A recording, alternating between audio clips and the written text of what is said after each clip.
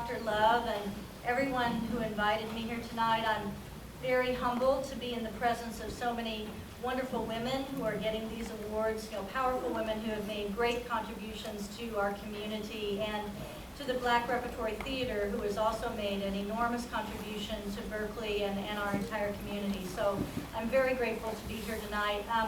Dr. Scott asked me to speak a little bit about my life and how it has paralleled the trail or the path of the Center for Independent Living, which is a big part of the Berkeley community as well. And I was born in the 1960s. I was born with my disability. I was the only person in my family to have a disability. In fact, when I was born, the doctors told my mother to place me in an institution, told her that I would never be anything, that I would never be able to speak or learn. And she said, I don't really think you know that. I don't really think you know what she can be or who she is. And one doctor finally came in one day and said, I think you can take her home and love her, and she will be whatever she will be. And so they did just that, and they had a lot of family support. And I went to school with other non-disabled peers all of my life. I was very, very, very supported by my maternal grandparents. My maternal grandfather spent many hours with me as a child. He was a retired school teacher, and he would teach me to read and write before I went to kindergarten.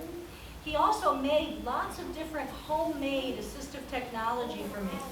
I grew up in Oklahoma, and in Oklahoma, fireworks are legal. Okay. In California, I don't know if you all know about that, but there were things called Roman candles back in the 60s and 70s. I don't know if you all are familiar with those, but they basically send a spray of fireworks out of a cardboard tube, okay? And he would take the cardboard tube after the fireworks were done and put a crayon in one end and a crayon in the other end, and I was able to color and write with those crayons and with rubber bands wrapped around them so they'd stay inside the cardboard tube. And that was an example of things that he would invent for me in his garage. And his motto was, if you can't make it out of rubber bands and paper clips, you don't need it. Okay, so it was great to have a grandfather who understood about low tech is sometimes the best tech. But at any rate, in growing up, I was always expected to achieve academically, and I had many, many friends. And ultimately, I ended up going away to college in Southern California at Scripps College, which is a women's college. So I was trained very early on to be with strong and powerful women, and that women can truly make a difference in the educational world and in the world of community. I ultimately went to law school at the University of Oklahoma and practiced law for a number of years. In fact, practiced disability law prior to coming to Center for Independent Living. And I have now been the executive director at Center for Independent Living for 9 years. I know one of the members here who a lot of you know very, very well is much more distinguished than I am at Center for Independent Living and has a wonderful history there, and that is Mr. Gerald Baptiste, who has been there for 30 years now. I believe we're close to it.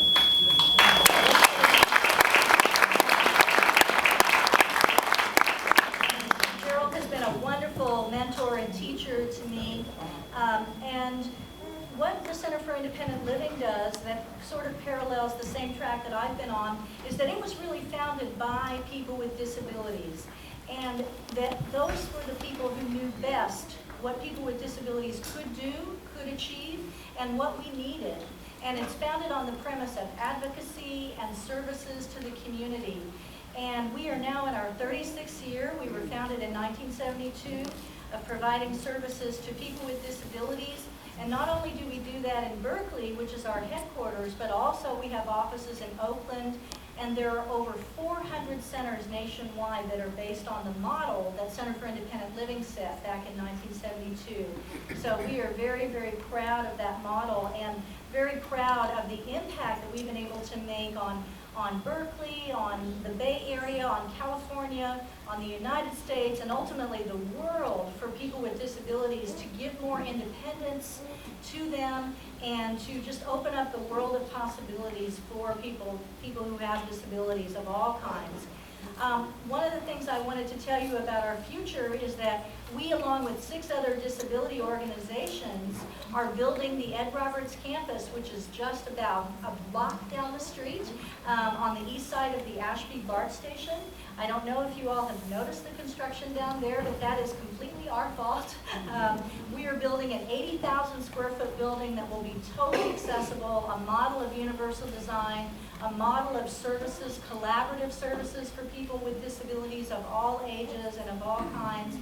And it's going to be a wonderful building, we think a wonderful asset to the community, and we will be neighbors to the Black Repertory Theater. So we are very honored to be your neighbors. We are very honored to be moving to South Berkeley, and watch that building as it goes up, because it's going to be a fabulous thing to behold. And I really, really thank you all very, very much for inviting me here this evening and for honoring me as one of these powerful women that are here tonight. And I wish you all the best for the next 88 years.